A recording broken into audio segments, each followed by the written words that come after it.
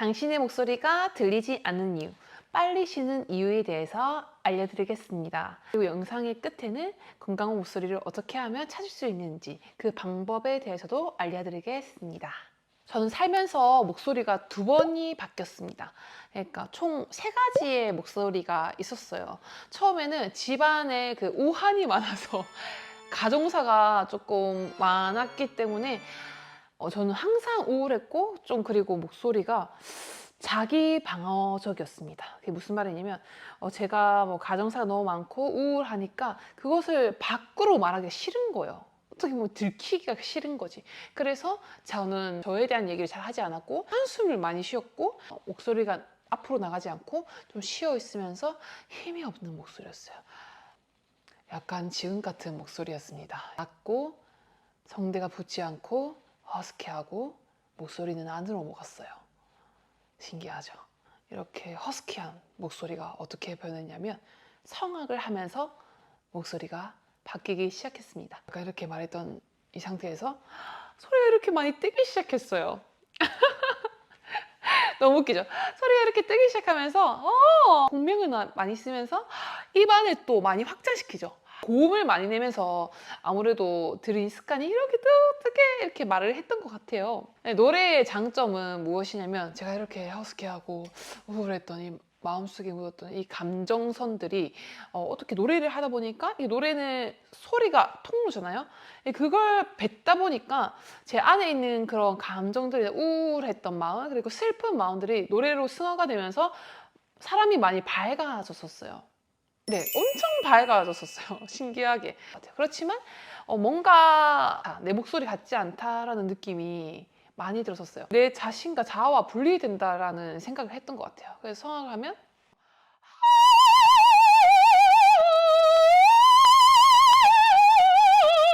이렇게 되면 이 목소리도 너무 좋지만 뭔가 이 목소리 질이 내가 말하는 지금 말이랑 같지 않으니까 제가 지금 성악을 비하하는 게 아닙니다.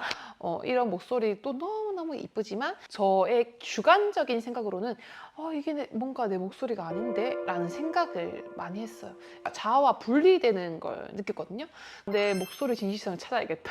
내 목소리를 찾아야겠다라는 생각에 뮤지컬을 가게 됩니다. 바른 목소리란 무엇인지, 나의 목소리 톤, 후두가 안정되고 이 발성 기관이 잘 공명되어서 소리가 나가는 것이 무엇인지 길게 뭐 6, 7시간씩 쉬지 않고 학생들이 쫙 레슨할 때 학생들이 뭔가 잘못된 목소리를 내고 있는데 자기가 인지되지 않을 때 제가 이 목소리는 잘못된 목소리야 라고 했을 때 시범을 보면서 그 과정에서 목소리가 많이 쉬는 것 같아요. 그거 빼고는 잘못된 목소리를 흉내내서 그것을 그 잘못된 소리라고 인지하기 위해서 내가 흉내내는 거 빼고는 사실 7시간씩 연습을 해도 뭐 강의를 해도 목소리가 원래 가지 않는 편이에요. 이 뮤지컬을 하면서 제 목소리의 원래 톤을 지금 목소리를 찾게 되었답니다. 지금 이 목소리는 온전히 저의 목소리 밸런스가 성대 접지도 잘 되고 그 다음에 앞에 소리 공면도 잘 돼서 아무리 말해도 목소리가 잘 쉬지 않아요. 너무 신기하죠? 여러분, 심리적인 것과 내가 쓰는 발성에 따라서 내 목소리가 변할 수 있다는 거죠. 내가 가진 이 몸이라는 악기에 최고의 목소리를 담아내기 위해서는 어떻게 해야 하는지에 대해서 또 알려드리겠습니다. 2가지를 체크해 보셔야 돼요. 한 가지는 성대 접지입니다. 성대 접지는 조금 말이 어렵죠. 성대 울림을 말하는 겁니다. 우리가 호흡을 하면서 이 폐에서 이 공기가 나가면서 후두 안에 성대를 울리는데요. 성대를 울릴 때는 원리가 이 진성대가 이 피부층이 이렇게 붙고 이렇게 물결처럼 진동하면서 소리가 나요. 뭐 여러 가지 이 전문적인 용어나 이런 거는 생략하겠습니다. 최대한 쉽게 풀이하기 위해서 그냥 아주 간단하게 설명을 할 거예요. 진성대가 붙어서 얇은 살이 붙어서 물결치며 울리면서 나는 것이 성대의 진동, 성대 접지라고 한다. 이것으로 통해서 처음으로 소리가 발생된다라고 그냥 간단하게 생각해 볼게요. 자, 이때 소리가 이렇게 위로만 붙으면 얇고 좀 덜 붙는 목소리. 그러니까 소리를 친다면 아로 예를 든다면 이거는 는 다르죠. 아는 성대가 울릴 때 약간 윗부분 이거 다 붙지도 않고 설 붙는 거예요. 그럼 어떻게 이 성대 접지를 해야 할까요? 이 할 때 이 얇게 올리는 게 아니라 이렇게 붙이는 거예요. 너무 이거 또 세게 하면 경지지겠죠. 그럼 결국에는 공기랑 소리랑 반반인 성대 접지를 찾아야 돼요. 또 아닌 또 아닌 근데 이렇게 말할 때 이렇게 말하는 것이 아니라 이 상태에서 더 많이 세게 해봤자 목만 갈 뿐이죠.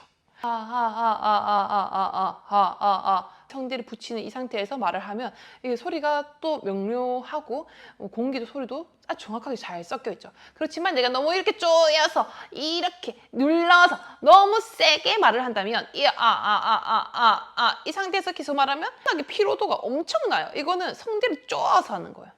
자기의 목소리를 한번 느껴보세요. 아니, 한번 들어보세요. 아마 자기 목소리는 이 고막 안에서 자기 목소리를 듣는 거거든요. 그래서 잘 안 들릴 수가 있어요. 그러면 녹음을 하세요. 여러분이 얼마나 많은 세월로 그렇게 말을 하셨는지 잘 모르겠지만 연세가 어떻게 되시는지 나이가 어떻게 되시는지 저는 모르지만 아마 그 습관으로 성대를 붙였던 그 습관으로 말을 하실 거예요. 그 말 즉슨 무엇이냐면 근육을 어느 정도 쓸 것인지 어느 부위를 더 쓸 것인지에 대해서 이미 입력이 되어 있다는 상태예요. 처음에는 해서 이 정도만 조금 1%만이라도 조금 더 성대 접지가 더 잘 된다면 바른 방향으로 나아가고 있는 거거든요. 그 근육에 힘이 생기면서 그 성대 접지가 되는 부분이 더 잘 붙게 될 거예요. 만약에 이렇게 너무 많이 쪼으셨다면 성대를 여는 연습을 하셔서 그 긴장감을 푸는 연습을 하셔야 돼요. 조금씩 나아지실 거예요. 그렇지만 매일 하셔야 한다는 거. 첫 번째는 성대 접지. 두 번째는 여기 얼굴 앞쪽 비가 공명입니다. 이게 뭔 말이냐? 여러분, 우리 얼굴에는 여기 뭐 입도 있겠지만 빈 공간이 있습니다. 그 빈 공간을 통과해서 소리를 내면 소리가 확장되고 소리가 앞으로 갑니다. 얼굴 앞판을 울린다는 것은 무엇이냐? 허밍, 뭐 성악에서 마스케라라고 하기도 하고 비강 울림, 코 울림이라고 해요. 여기를 쓰면서 말을 하면 소리가 앞으로 갑니다. 하지만 여기를 쓰지 않으면 어떻게 되냐면 이렇게 됩니다. 먹어버리는 소리. 이렇게 먹어버리는 소리에서 소리를 계속 내고 더 크게 뒤로 허밍을 한번 해보세요. 허밍도 이게 아니라 여기를 울리면서 말을 하셔야 합니다. 원래 이렇게 말하시는 분들이 있죠. 그래서 내가 있잖아 이렇게 했는데 저렇게 했어. 비하는 거 아닙니다. 놀리는 거 아닙니다. 그래서 이 코맹맹이가 나는 소리를 이수위에서 말을 하시는 분들은 이 코를 막아버리면 말이 안 나와요. 여러분, 코맹맹이 소리를 내라는 게 아닙니다. 자, 여기 허밍을 하시고 이거를 통과한다. 이 상태에서 말을 해도 코를 막아도 지금 소리가 나죠. 소리가 잘 나는 것을 비강 울림이라는 거예요. 만약 바른 목소리를 내는 목소리부터 교정을 하면 노래는 자동적으로 또 잘할 수 있어요. 또 고음에 대한 부분 또 다른 스킬이 필요하지만 자, 이렇게 방법적인 부분 성대 접지와 코 울림에 대해서 말씀드렸어요. 그리고 한 가지 더 있죠. 심리적인 거. 이 심리적인 것은 정말 아주 복잡한 문제입니다. 뭔가 목소리는 자기 심리를 반영을 하고 있거든요. 그래서 저처럼 만약에 우환이 많으시고 슬픔에 가득 있으시고 뭐 자존심이 세서 내가 약한 모습은 내가 힘든 모습은 내 약점이라고 생각을 했던 것 같아요. 어렸을 때는. 지금은 그렇지 않지만 이런 부분에 대해서는 심하시면 심리 상담을 추천해드리고요.